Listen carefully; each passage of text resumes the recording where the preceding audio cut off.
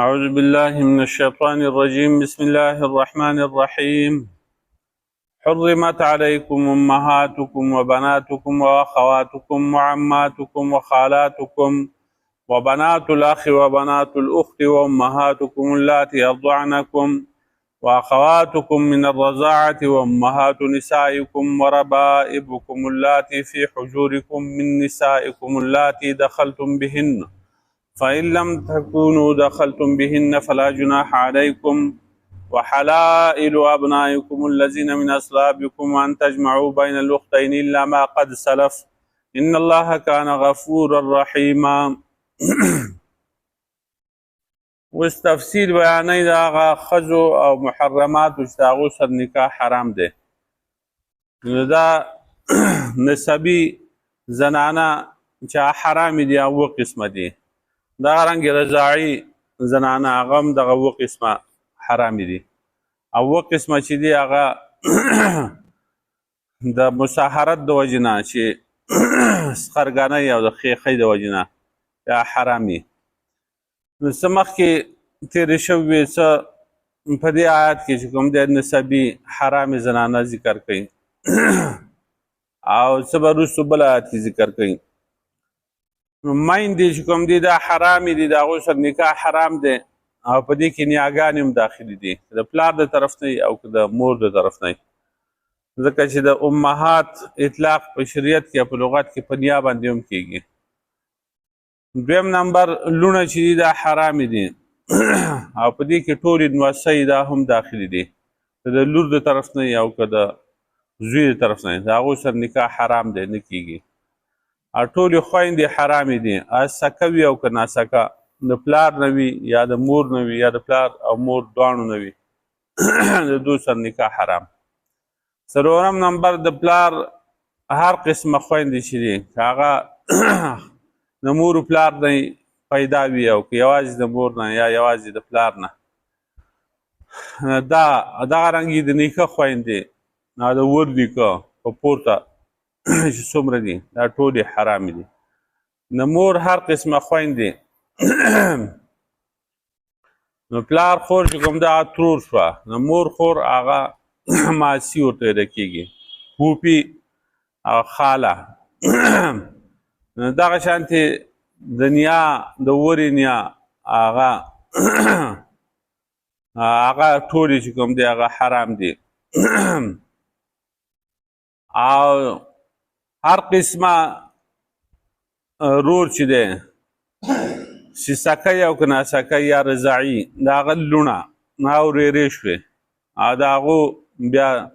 نوسۍ کړوسۍ دا ټولې حرامې دي، نکاح باندې سړی نشي اخیستی. نبي علیه السلام د حمزه رضی عنه د لور سره نکاح د دې وجې نه وکړی چې هغه یې رضاعي ورېره وه. حمزه رضی عنه د نبي علیه السلام تره و، خو رضاعي رور یې و. نو د هغه لور یې ورېره کېده، نو د هغې سره نکاح نه یې کو، حرام و. هر قسمه خویندې د هغې لوڼه چې هغې ته خوارزي ویلی کېږي، بیا د هغو نوسۍ کړوسۍ دا ټولې حرامې دي. دغسې رضاعي حرامې ښځې چې دي نو آیات کې خو هغه دوه قسمه ذکر کړي دي، لیکن دا اووه قسمه چې بیان شوي دا ټولې حرامې دي، زو سره نکاح نه کېږي. ځکه چې حدیث کې راځي ما يحرم من الرضاع ما يحرم من النسب، يحرم من الرضاع ما يحرم من النسب. حرامېږي د رضاعت د وجې نه هغه چې حرامېږي د نسب د وجې نه. په نسب کې کومې حرامې دي هغه په رضاعت کې هم حرامې. رضاعت چې کوم دی هغه د احناف په نسبت باندې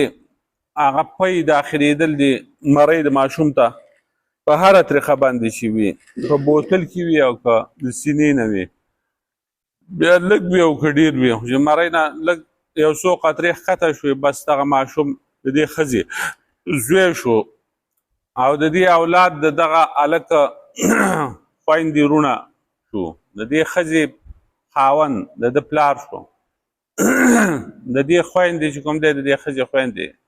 د دې ماشوم ترورانې شوې. دغه ماشوم دی مثلا ماشومه ده، هغه د دې ښځې پی خوړلي دي، نو د هغې ورونه د دې ماشومې ماماګان شو د هغو سره نکاح نه کېږي مثلا نو دا ټول حرامېږي. نو د احناف په نسبت باندې هر څومره پی چې وي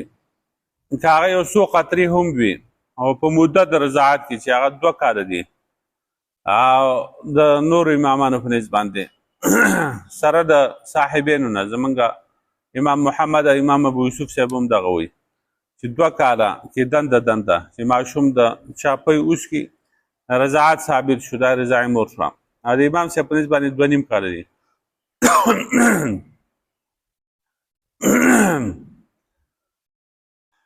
نو دغه مسله شوه او د نورو امامانو په نسبت باندې لکه امام شافعي صاحب وایي چې کم از کم یو 15 بوټه او چوبه پکار دی یو 5 رضاعات یحرمنا 5 ځل راودل چې کوم دی هغه حراموالی راولي او چې د دې نه په کمه وي نو هغه وایي نه راولي. بیا د مساحرت د وجې نه د خیخۍ په وجه باندې کومې ښځې حرامې دي نو هغه ذکر کوي یا یو خواښې ده چې دا همیشه دپاره حرامه ده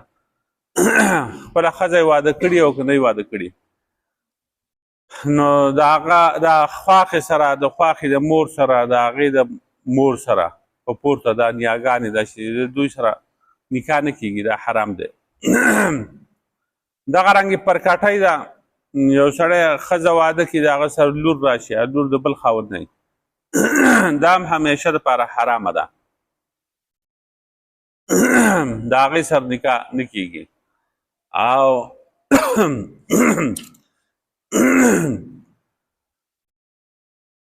خو چې د دغه مور سره دخول نه شوی جماع نه شوي نو بیا چې کوم دی هغه نه حرامېږي چې مور سره هغه جماع شوي نو بیا د پرکټۍ سره چې کوم دی هغه نکاح حرام دی خو که هسې نکاح یې کړی او بیا یې ورته طلاق ورکړي هغه مړی او یو ځای شوی سر نه نو بیا خیر دی که دغه پرکټۍ سره نکاح کوي نو کېږي خو چې د هغې سره یو ځای شوی نو بیا نکاح نه کېږي دغه همیشه لپاره حرامه شوه. بل حلائل و ابنائکم د زوی ښځه چې کوم دی انګوره د هغې سره نکاح حرام دی نه کېږي. بیا برابره خبره ده که نسبي زوی که رضاعي او یا په دې سره دلته پکې قید لګول دی چې من اصلابکم چې ستاسو هغه زوی چې ستاسو د شاګانو نه او د هغه ښځه د هغه سره نکاح نه کېږي. نو د دې قید فایده دا ده چې اوس که متبنا یي چې هسې په خولې ورته زوی ویلی او زوی یي نه نو د هغه د ښځې سره نکاح کېږي لکه نبي علیه السلام د زینب رضی الله عنها سره نکاح کړی و چې هغه د زید بن حارثه رضی الله تعالی عنه بیبي وه نبي علیه السلام په دې باندې یېرېده چې که زه د دې سره نکاح وکړم دا زید رضی الله عنه دې له طلاق ورکوي ځکه د هغه کور نه جوړېده او دا د نبي علیه السلام د ترور لور وه. نو بیا به خلق ما باندې اعتراض کوي چې د خپل زوی د ښځې سره د انګور سره نکاح وکړو نو وروسته صورت احزاب کې بیا راځي وتخشى الناس والله احق ان تخشاه ته یېرېدي د خلقو نه الله پاک زیات حقدار و چې د هغه نه یېرېدلی وی نو دغه نکاح ستا دپاره جایز و نبي علیه السلام بیا نکاح وکړو د هغې سره ځکه چې په خولې باندې هغه ته زوی ویلي و او زوی نه و نو د متبنا د زوی د ښځې سره د هغه نکاح کېږي هغه انګور نه ده البته چې رضاعي زوی او د هغه د ښځې سره نکاح کوي دغه نه کېږي اوسه رضاعي زوی د ښځې سره هغه نکاح کوي نو هغه انګور ده هغې سره نه کېږي او په دې باندې اجماع ده د ټول امت بغیر د 2 کسان نه. ابن تیمیه رحمت الله علیه حافظ ابن قیم چې د هغه شاګرد دی هغه وایي چې د رضاعي زوی ښځه چې دا هغه حلاله ده د هغې سره نکاح کېږي او دوی وایي چې په دې باندې څه دلیل نشته د دې په حرمت باندې خو چې رضاعي زوی شو نو د هغه د لور سره نکاح نه کېږي رضاعي زوی دی لور سره نکاح نه کېږي ځکه چې هغه نوسۍ د دې سړي کېږي نو د هغه ښځه بیا انګور کېږي د هغې سره بیا نکاح څنګه کېږي. او ان تجمعوا بین الاختین بل دا ده چې تاسو جمع کوئ دوه خویندې په یو نکاح کې د خینې سر نکاح چې یو ښځې سره نکاح وکړي او بیا د هغې د خور سره نکاح کوي دواړه جمع کوي نو دا نه کیږي ځکه چې په دې سره دشمني راځي د دوی په منځ کې دا به بیا بنې شي بنې نو تر اوسه خویندې وي او چې بنې شوې نو د بنو د یو بل سره نالګي نو هغه محبت د هغو ختم شو نو هغه دوستانه هغه خپلوالي هغه په دشمنۍ باندې بدله شوه اسلام چې دی دا ترغیب ورکوي د دوستانې د ښه تعلقاتو دشمنیانې ختموي نو په دې سره دشمني پیدا کېږي نو دا به نه کوي او هر هغه دوه ښځې جمع کول په نکاح کې هغه جایز نه دي چې په هغې کې یوه مذکر فرض شي او د هغه بلې سره د هغه نکاح نه کېږي لکه اوریره شوه ترور شوه فرضه شوه ترور شوه په هغې کې یو مذکر حساب کې لکه مثلا دا ترور چې دا مذکر حساب کې نو بیا دا بله اوریره راځي او که دا دغه ماسی چې دا مذکر حساب کې دا بله چې کوم دا بیا فرضه راځي فرضه او ترور نو دغه هغو سره خو نکاح نه کېږي نو دغسې ښځې په نکاح کې جمع کول دا صحیح نه دي نو دا بیانوي نو حرمت علیکم امهاتکم حرام کړی شوی دی په تاسو باندې نکاح د میندو ستاسو میندې په تاسو باندې حرامې دي یعنې نکاح د هغوی حرام دی د هغوی سره تاسو نکاح نه شئ کولی نو مور که خپله موري او که میره موري نکاح نه کېږي د میرې مور هغه آیات مخکې تللی دی ولا تنکحوا ما نکح آباؤکم من النساء الا ما قد سلف نکاح مه کوئ د هغه زنانو سره چې ستاسو پلرونو د هغو سره نکاح کړی دی چې پلار سره نکاح کړی نو هغه د دې سړي میره مور راځي نو د هغو سره هم نکاح نه کېږي او که نیاګانې شوې او که په پورته چې څومره دي د دې ټولو سره نکاح حرام دی وبناتکم ستاسو لوڼه نو لوڼو سره نوسۍ وغیره دا هم شي واخواتکم او ستاسو خویندې هر قسمه خویندې چې دي که هغه اعیاني دي که علاتی دي که اخیافي دي د مور و پلار دواړو نه یا یوازې د پلار نه یا یوازې د مور نه وعماتکم او ترورانې ستاسو وخالاتکم او ماسیګانې ستاسو دا حرام دي په تاسو باندې وبنات الاخ او لوڼه د ورور چې هغې ته ورېرې وایي وبنات الاخت او لوڼه د خوره چې هغه خورزې شوې وامهاتکم اللاتي ارضعنکم او ستاسو هغه میندې چې تاسو ته یې پی درکړي دي رضاعي میندې د هغو سره نکاح نه کېږي واخواتکم من رضاعت او ستاسو خویندې د رضاعت د وجې نه هغه خویندې چې هغه د رضاعت د وجې نه خور ګرځېدلي د هغو سره هم نکاح نه کېږي وامهات نسائکم او میندې د ښځو ستاسو چې هغې ته خواښانې وایي وربائبکم اللاتي فی حجورکما هغه پرکټۍ چې ستاسو په پرورش او پالنه کې من نسائکم اللاتي دخلتم بهن ستاسو د هغه ښځو نه چې ستاسو دخول کړی د هغې سره نزدېکت کړی د هغو سره فإن لم تکونو دخلتم بهن که تاسو نزدېکت نه یې کړی د هغو سره فلا جناح علیکم نشته دی ګناه په تاسو باندې که دغه پرکټۍ سره نکاح وکړئ نو فی حجورکم دا قید احترازي نه دی مطلب دا دی چې هغه پرکټۍ هم ناروا دي چې هغه د ده په پالنه کې نه وي که د ده په پالنه کې او که نه وي خو چې پرکټۍ د هغې سره نکاح جایز نه دی په هغه وخت کې چې د مور سره هغه دخول شوی جماع شوي هغه هسې نکاح یې کړی دی یو ښځې سره سړی نکاح وکړي د هغې سره پرکټۍ او بیا هغه ښځه مړه شوه یا طلاق وله ورکړل نو بیا که د دغه پرکټۍ سره دی نکاح کوي نو بیا جایز دی وحلائل ابنائکم الذین من اصلابکم او ښځې ستاسو د هغه زامنو چې ستاسو د شاګانو نه پیدا شوي دي نو انګورانې چې کوم دی د هغو سره نکاح نه کېږي نو چې د خپل زامنې نو متبنا چې کوم دی هغه ته ووته چې په خولې باندې هغه زوی ورته ووایي او په حقیقت کې هغه زوی نه وي د هغه د ښځې سره نکاح کېږي هغه انګور نه ده البته د رضاعت د وجې نه چې کوم دی هغه چې کوم انګور ده چې رضاعي زوی دی د هغه ښځه د هغې سره نکاح نه کېږي وان تجمعوا بین الاختین الا ما قد سلف او دا چې جمع کوي تاسو په مابین د دوه خویندو کې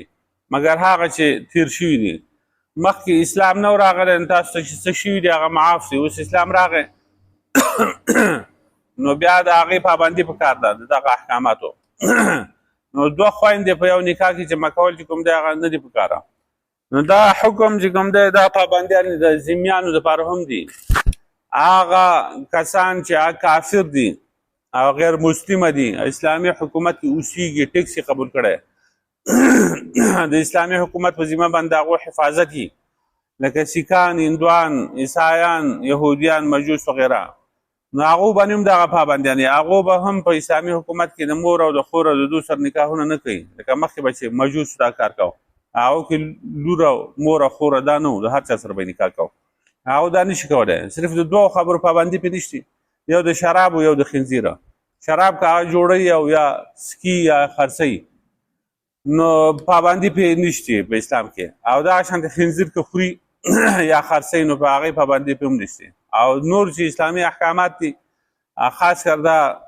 د نکاح او د طلاق او د دې مسلې چې دي دا به د مسلمانانو په شانتې د مسلمانانو کوم احکام دی هغه به دوی مني، نه مني بیا به له سزا ورکوي. ان الله کان غفور الرحیم، یقینا الله پاک بخونکی دی، مهربانه دی. ربنا ظلمنا